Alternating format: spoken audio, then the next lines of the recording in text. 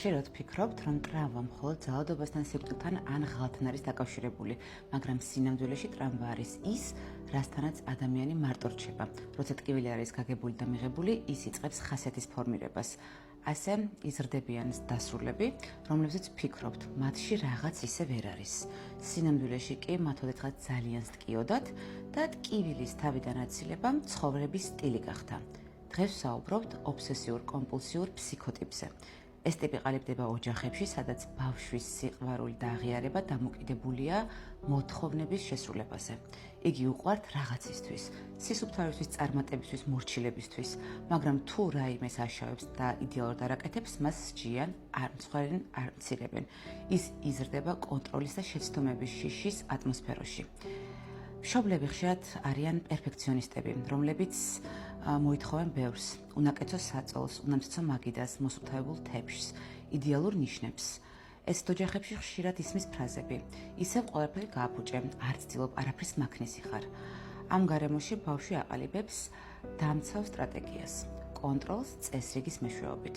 გრძნობების შიში, წყენა, ბრაზი ხდება საშიში, რადგან მათ გამო შეიძლება უარყონ ან დასაჯონ. ამიტომ ეს გრძნობები ითრგუნება და მათ ნაცვლად ვითარდება რაციონალიზაცია, კონტროლის სისტემა.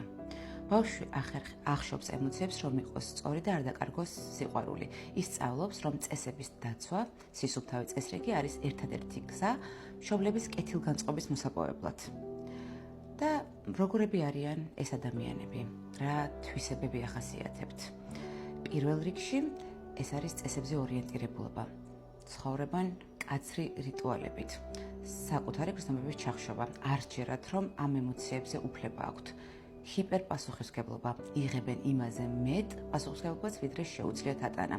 წესრიგის და კაცრი განრიგის სიყვარული, ყველაფერი უნდა იყოს დაგეგმილი და მოწესრიგებული. გარეგნული სტაბილურობა, მაგრამ შინაგანი დაძაბულობა. არიან ჩაკეტილებით და თავშეკავებულები. ხშირად ისინი არიან მახრჩობელად სწორები, რის გამოც ხშირად იღებენ უარყოფას გარშემომყოფებისგან. ისინი იტანჯებიან დანაშაულის გრძნობით, შფოთვით და არასწორად გაკეთების მუდმივი შიშით. ამ ტიპის ადამიანებს ხშირად ეშინიათ საკუთარი სხეულის, სექსუალურობის და სპონტანურობის. დამცავი მექანიზმებიდან რაციონალიზაცია, ანუ ესაჭიროა იმიტომ, რომ ასეა სწორი.